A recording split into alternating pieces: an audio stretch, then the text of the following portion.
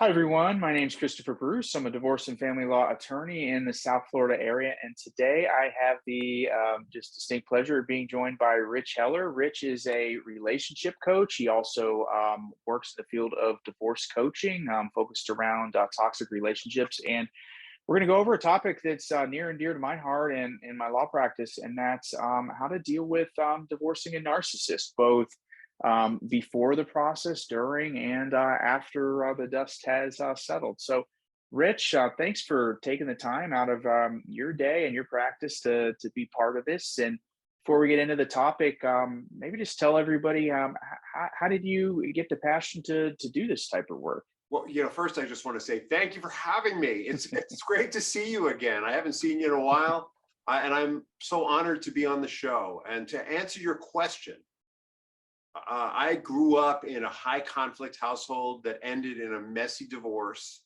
and my brother and I were both really traumatized by that. Though at the time we didn't know it. We were just kids, right? Yeah, You're just kind of adjusting. It was only in my case, the years of therapy and personal work that I was like, wow, I got some personal stuff to work through here, thanks to the yeah, household I grew up in.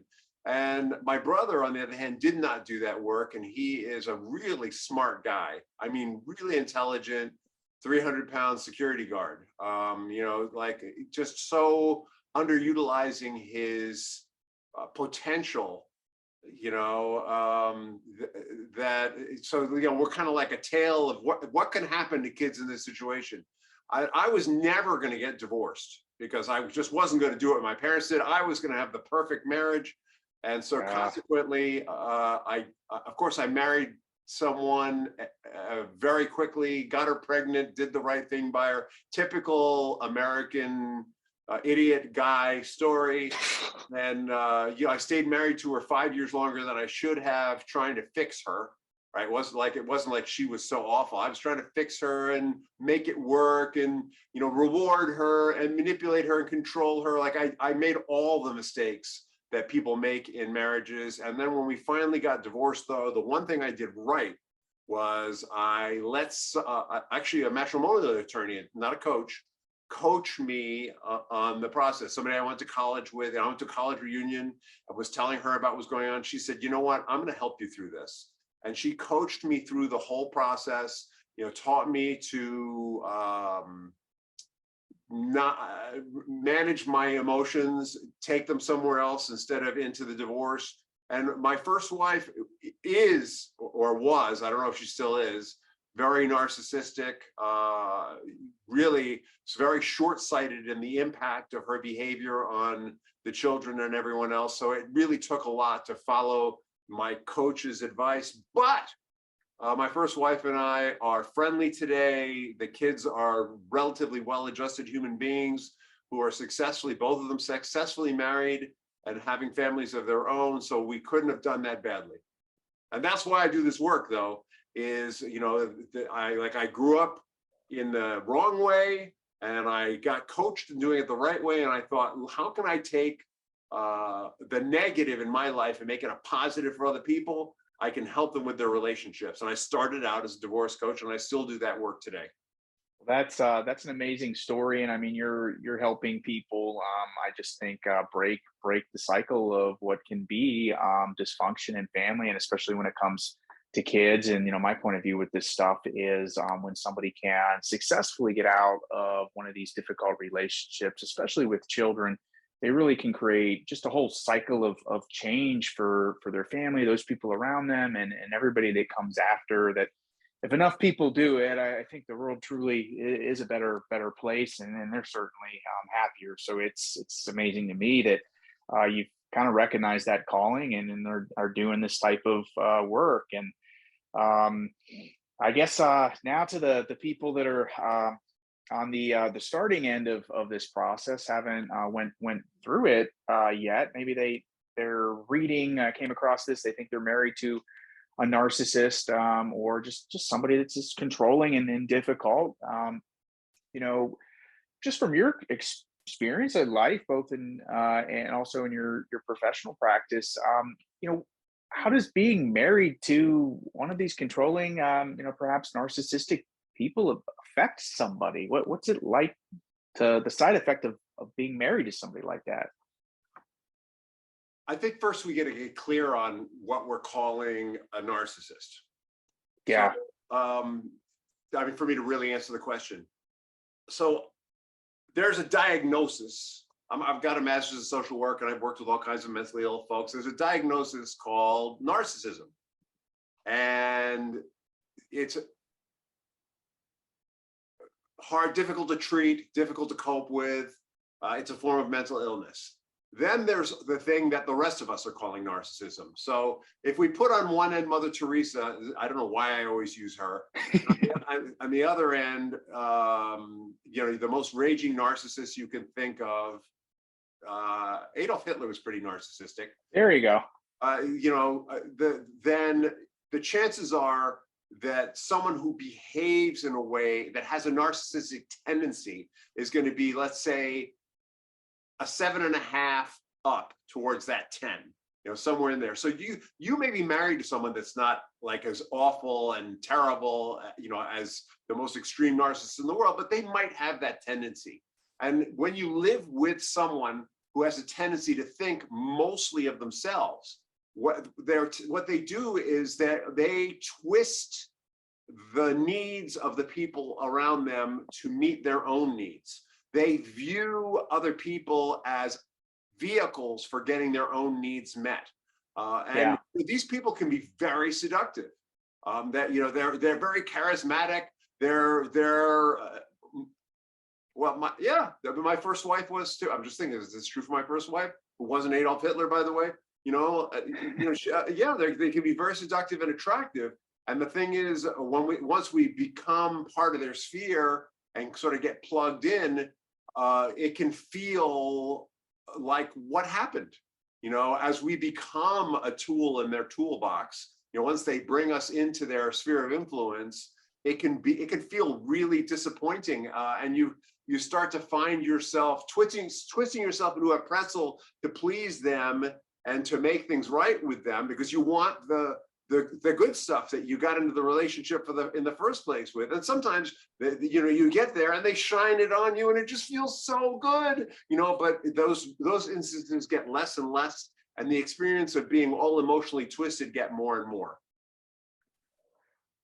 So it's, I guess, for the pretzels out there, the people that are really identifying in what you're talking about, which I think is spot on, by the way. I mean, we have initial meetings with people that sometimes become clients of the law firm, and they pretty much describe feeling, the way that you just described there towards the end. I mean, they want the dopamine hit of the stuff that got them into the relationship, the attention, a lot of times very important to them, based on just their own upbringing and what happened in their family growing up. But then they get it less and less, and they feel more used and used. And I guess for the people that identify with some of this stuff and they're thinking, okay, well, I got a lawyer and I got a divorce coach or relationship coach on this call here. I'm thinking about possibly leaving this relationship. What's your advice to them? What should they be doing, now before things get started and out in the open? I think if you're finding yourself in this situation and you're questioning it, there's a tendency to believe that in some way it's reparable. What if I can fix it? What if I can make it better? And a lot of the clients that I work with usually come to me because they have children and they haven't really seen they didn't really get the damage on themselves of being in this relationship, but they start to see how the person with the tendency, their self-centered partner treats the children, and that gets really scary for them. And the fact of the matter is that we can't change. Nobody can change anyone else. Mm-hmm. Nobody can fix anyone else. We just don't have that power. And so your options would be talk to them about what you're seeing. And I promise you what they're going to do is they're going to try and if they're really like in that scale, in that 7.5 to 10 realm, the first thing they're going to do is convince you that the problem is you, that you're crazy. that there's something wrong with you. How could you say that? You need to really look at yourself. In some way, shape, or form, they're going to gaslight you and make it about you. And that's a surefire sign that there is no hope or very little hope. Well, you're spot on with what you say. I mean, I guess I don't know the actual numbers, but they're probably 25% of our clients are clients of the firm because their husband told them that. They went to see a therapist, and the therapist basically told them what you're just saying, and they realized what the deal is. You're spot on with that. Yeah. And the next step, if you want to actually get out, is to talk to someone like Chris Bruce, an attorney who understands the problem, not because you're not necessarily going to go to an attorney so that you can serve them and move on it. But I think the first thing is just get to know the landscape, get to know what your rights really are, get to know what the cost really will be. Before you make the decision, you want to understand where you might be going and what the price of going there is. And divorce is never inexpensive. It is never, it is very rarely painless, but I'd say probably never painless, because divorce involves the dissolution of a dream, a vision that you had with another person. And once you have children, you're well on the way to making that dream happen. So there's going to be some pain involved, but first you want to understand how much pain, and is the pain of taking this step going to outweigh the pain that I'm currently in? Or is it going to be less than? Like, which pain is more? And if the pain of getting to freedom is going to lead to not having any pain at all, it might be worth it. Makes sense. So somebody, she's going through this process. She's done these steps. She's now determined she's going to follow through. She's going to get divorced. Do you have any advice for her as she goes through the divorce process with one of these people? For sure. So you've made the decision that you're going to get divorced. The most important person on your team is going to be your attorney, because they are your Sherpa in the legal world. Most attorneys are going to be limited to the legal world. Not all of them have the in-depth understanding that you have. I mean, like, I've talked to you and I've gotten to know you, Chris. You've got an incredible in-depth understanding of this problem. But I dare say that you're probably going to want some mental health help, a coach, a therapist, or maybe you're going to want a preacher or a rabbi, whatever you lean into, but you're going to want somebody in your corner, preferably somebody who really understands this problem, to help you with the emotional / spiritual side. Not that an attorney like Chris can't, but I'm going to guess that, most attorneys charge a lot more than a pastor, a rabbi, a therapist, or a coach. So, you're going to want to get some cost effectiveness there, because divorce ain't cheap, folks. But the other thing is that those people are probably trained and to manage the emotional side, whereas professionals like Chris intimately know the legal side and are familiar with the emotional side. Like, we don't want to take away that relationship. The mental health professional, the coach, whatever, is going to really have in-depth experience of the emotional side and how to deflect the gaslighting, which is going to keep coming and while you're going through the divorce process, the gaslighting keeps coming. While you're going through the divorce process, your own denial will come up. About halfway in, you'll go, oh, why am I doing this to my children or my family? And you're going to want to talk to someone who understands what that is and how to handle it. Chris has got massive experience with that because he's seen it again and again and again. But a mental health professional who's worked with a large number of people in this particular area might have some tools that Chris doesn't. And just on that note, I mean, and I read through your, it's a great book. We'll talk about it a little bit more at the end, but Rich wrote a book, Divorce Detox. But I think you had an exercise in there for trying to basically take some of the things that are really aggravating you and basically, I guess, lessen the intensity of them or the effect that they have on you. And I mean, maybe you could explain that and a couple other tips you might have for people in this stage of the process, just for staying grounded and not letting their emotions get the best of them. I think they would be helpful.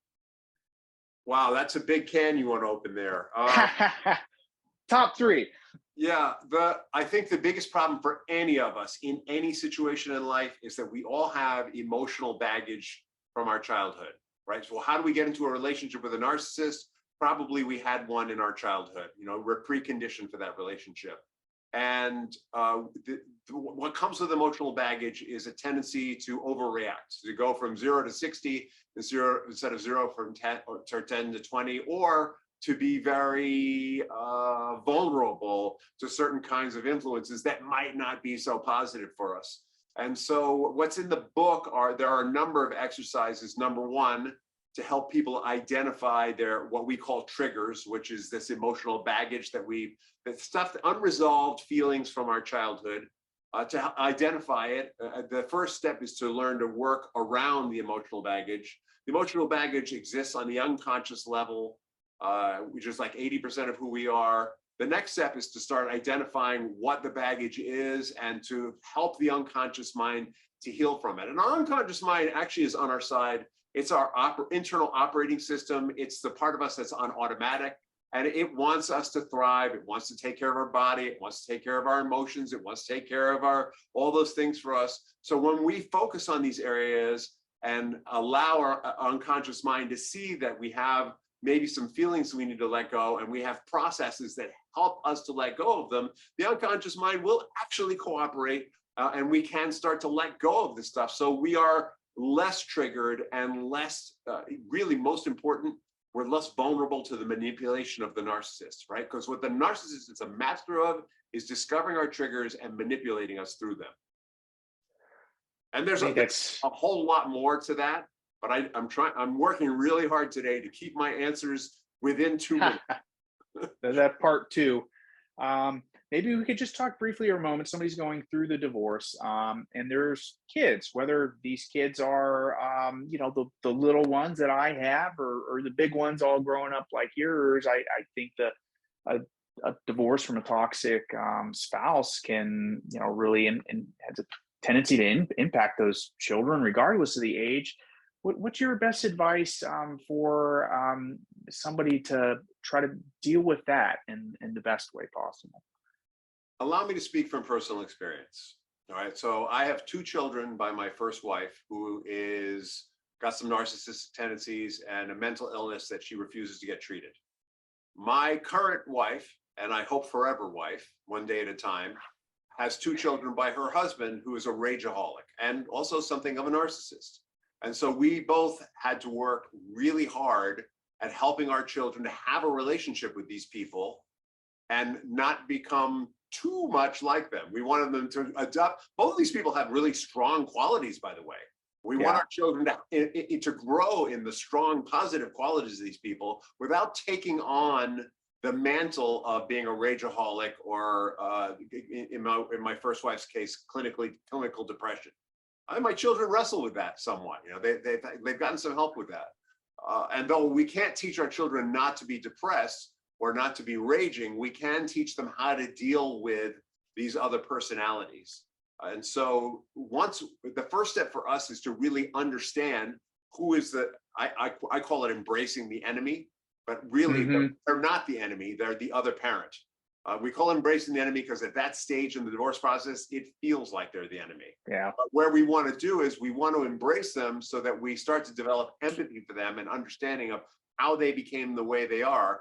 And as we understand that they behave the way that they do because of what happened with their parents, and that really has very little to do with who we are, they stop becoming the enemy and they start becoming, oh, this is my kid's other parent, and then we taught our kids how to deal with each of these parents in a way where they could deflect the negative and absorb the positive. We gave them without saying to my kids, your mom's all effed up.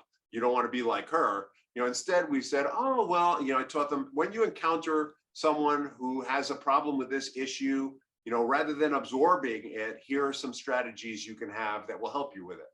And let's face it, the world is filled with angry and sad people. So taking that stance is helpful for them no matter what. I mean, whether they're dealing with an upside down parent or another upside down human being.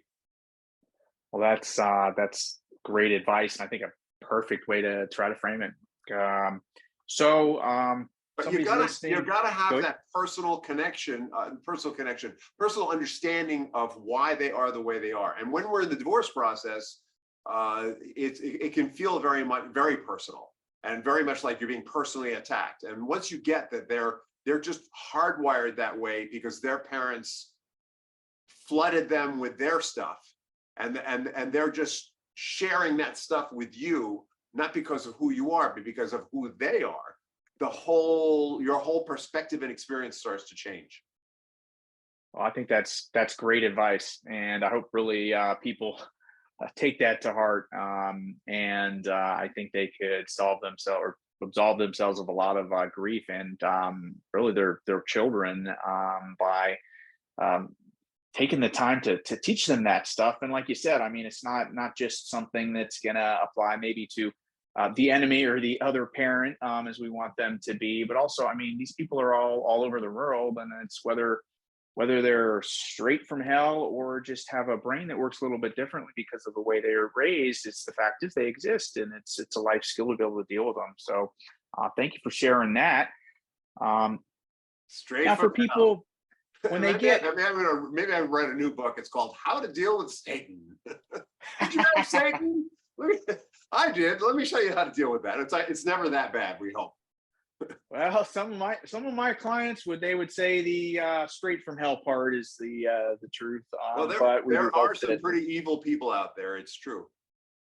there there are. It's sad but true. So it's just so we can help people see the light at the end of the tunnel, and maybe see the full course of how this goes. They do the stuff we're talking about before it all starts. They get hopefully a great lawyer that understands this stuff, therapists, other professionals, a coach that help them stay grounded. They get to the finish line. They get the award from their state, a piece of paper that says, "Congratulations, you're divorced." What then? I mean, does everything get better? How should they expect things to go? And you probably could be great in talking just about how things went for you. How do you deal with these Well, people? there are kind of two pieces to answering that. The first thing I want to say is just talk about what kind of professional you need to pick and why. So what therapists are really good at is helping people to untangle emotional knots from the past. And so if part of what's coming up for you is that you're divorcing someone who is reminding you of your parents, and that's complicating the process, that's something you definitely want to go to a therapist about. If what you're having trouble with is making a strategy for dealing with this person in the immediate future and the coming future, that's more the world of a coach. Not that therapists don't do strategy, and not that coaches don't touch emotion, but those are kind of the boundaries of those two things. Now, the second part is,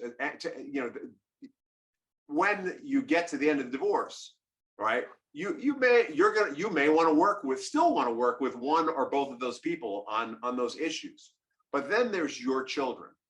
So the studies show that it's actually that first year after the divorce that's hardest for them.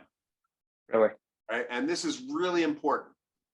For us in the divorce process, the adults, we're just like, oh, thank God that's over. I'm not hemorrhaging money all over the place. The war is over, et cetera, et cetera, et cetera. We sort of, I can feel better about dating if you're not dating already, or you are dating already. I can live my life again, right? There's sense of relief. But for the kids, during the divorce, totally irrationally, for no reason any of us can really understand, they felt completely responsible for your divorce. They felt like they must have done something wrong. And that's because they have no context for it. They're little narcissists, basically, right? Yeah. They're kids, right? What kids mostly think about is themselves. And if their parents are divorcing, it has to be because they did something wrong. And so they are usually on their best behavior or good behavior during the divorce, hoping that'll fix it, right? Now, that isn't always true. Adolescents may act out a little more. It's stage related, but the studies show consistently that that first year after the divorce is when all their stuff starts to fall apart. Why? Because they failed. They didn't save the marriage, all their good behavior, or maybe they acted out trying to get attention, but whatever they did, it didn't work. And now you're relaxing.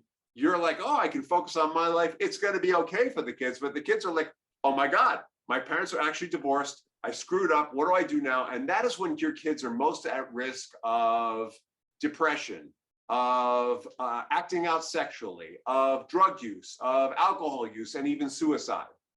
They're also at risk of doing poorly academically. There's just all kinds of possible fallout. And so what you really want to be doing after that first year, besides getting yourself a little help, is giving them a ton of attention. And maybe they need, and in this case, I would say a therapist, not a coach. Yeah. They really need someone to help untangle the feelings. The completely feelings are irrational. Help them look at, understand, really get that they're not responsible, really get that they didn't do anything wrong, and really get that things are going to be better now. And sometimes I would say a therapist or a counselor 9 times out of 10 is better than a coach. And if you're strapped for cash, I've gone way over 2 minutes this time. I apologize. If you're strapped No, this is for helpful. cash, Keep going. you're always better off going to the school with this. Every school has a school counselor. I myself availed myself of the school counselor throughout my parents' divorce and post-divorce, without anyone telling me. I was just like, oh my God, somebody's here. I can talk to them. It's confidential, and it's better than no one. That's a great extra tip right there. And I hope people keep that in mind.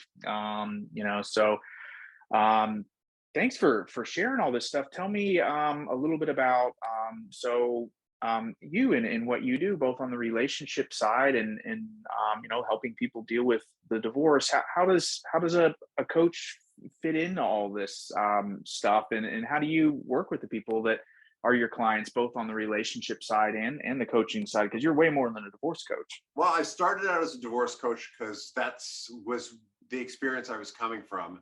And what I found out as a divorce coach, I started helping divorcing parents to figure out. I started as a parent coach is what I was, to have a better relationship for the sake of the kids. And what I found out is the tools that they needed to have a better relationship for the sake of the kids were the tools that anyone needs to have any kind of partnership, a business partnership, a loving partnership, the same basic tools. And then I was like, oh, I could maybe work with couples. And, honestly, I'm a Christian, and as a Christian, my divorce is like not on the top of the list, there in that particular faith. And so I thought, though I love helping people in the divorce process, maybe I can help people not get divorced. And so I got trained as a mediator. I got trained as what's called a parent coordinator. I got a lot of education in hypnosis and a process called mental and emotional release, which really helps the unconscious mind to let go of stuff. And so I do a lot of work with now, starting with men who want to save their marriage, because for whatever reason, men find me more relatable than women do. Maybe it's because I'm a guy. I don't know. And but also out of that, I do couples work. Sometimes men come in with their wives, and we do the work. I do work with couples, if they feel like their relationship is strong enough, and also if they just feel like they can't save the relationship. I do divorce work with men and women. And actually, in the divorce world, there are women who feel that having a male coach is a plus because it really helps them in healing the really negative experience they had with their male husband. Yeah. Not all of them, but some of them. Some of them are so scarred by having a narcissistic male husband, they need to be with women, and that they need to be in that tribe before they can trust men again. And I totally honor and respect that. That's I think great explanation of what you do. And you asked a question. You have a podcast, by the way, and make sure everybody knows about it at the end. I think there's a whole lot of great stuff on there. But you asked this question in your podcast, and I'm going to steal because I think it really helps people understand who you are. And Rich, what's the legacy that you want to leave behind with all of this and your work in it? The concrete goal is to impact 10,000 marriages in the next 10 years So impact them positively, making them making them more resilient and joyful. Marriages might not be the right word. I think it's really parents, because I work with Yeah. parents. For me, it's all about the kids. Like, having been that kid who was really scarred and just in so much pain and not knowing it until it came out in all the ways that pain does. My heart is really for the children. So it's about helping. I would love it to be about marriages. I would love those marriages to stay intact. But let's be honest, that sometimes people get together who just shouldn't get together. Yeah. Yeah, I mean, as much as I'd love to stick to my religious values, even in that box, there are reasons why people shouldn't be together. Well, And it's but big picture, it's about building resilience and joy in families. At my funeral, my hope is that people are saying, wow, what an incredible thought leader and caring human being. And he helped so many people. So he was able to transform his own pain and negative experience into a positive for so many people. And I believe that's what God does, is he takes the negative and turns it into a positive, right? Like that's right on point for me spiritually. well, that's amazing to share, and I hope that this video helps you get a little bit closer to that. I think it will. And for everybody listening to this, we're going to have a show note page on the law firm's website. But Rich, if you could, just for the people listening this, share the best contact information where people should go. Maybe just mention your book a little bit, little plug, just so they can follow up and get in touch if this is resonating with them. Well, two things. It's always two things with me. Two things. First, if you are not a religious person, or if you have a different name for your higher power, I totally honor that. Please don't be driven away by my choice. What works for me, right?